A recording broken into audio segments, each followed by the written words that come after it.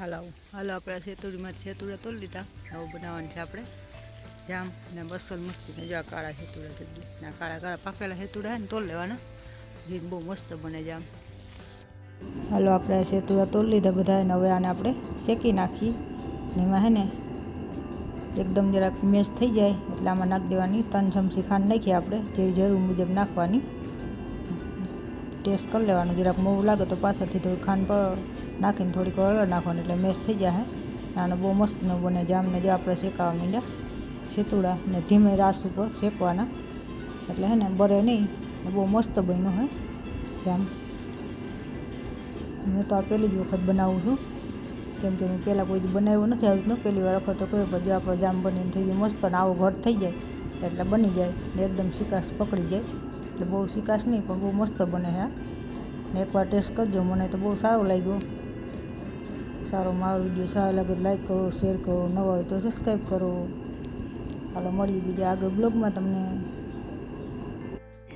ત્યાં સુધી જય શ્રી કૃષ્ણ, જય માતાજી બધાને.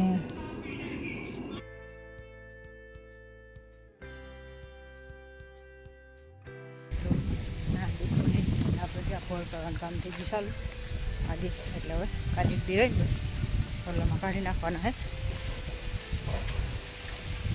મજૂર આવી ગયા ઘર મીંડા કરવા. ઘર કરીને તો બેને કાઢીને પછી પાણી ભવાય. હાલો મળી આગળ બ્લોગના.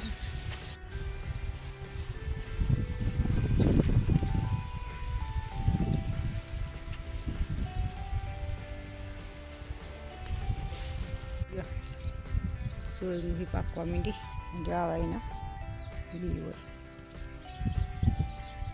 મસ્તીની ભરાઈ ગઈ વાંધો નથી.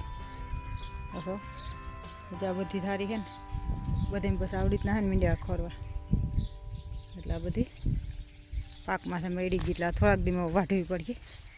આ થૂલી રહીને બધી ખરી જાય. હજાર થોડીક થોડીક મીંડી ખરવા મોટા મોટા બહુ મસ્તીના હે ફૂલ બધે છે ને ક્યાંક જ ઝીણકા છે બાકી બધે થારી મોટી જ છે. આની બધા ઉઠમાં થઈ જાય વજનની હિસાબે. આવી રીતે આપણે સૂરજમુખી ના પાડી પાડી સૈણામાં વાવેલ હતી ને આપણે કાલે જો સૈણાને ભડકાઈ થઈ ગયા એટલે હવે હે ને કાઢવાનું પર કાઢવામાં એમ થાય કે ટ્રેક્ટર છે ને દિવસે દિવસ જવા દેવું જો કેમ કે આ મુનિકોથી મળે એમ નથી નાની કોથી નથી એટલે તો કાઢવામાં તો આવીએ. પણ આ સૂરજમુખી ખરેખર વસાર હોવાય એમ રોગી પાળી પડી જાય તો અંતરપાક તરીકે સારી થાય છે વાંધો નથી. એટલે આપણે ખેડૂત તરીકે કોઈને વાવવી હોય તો સારી એમ.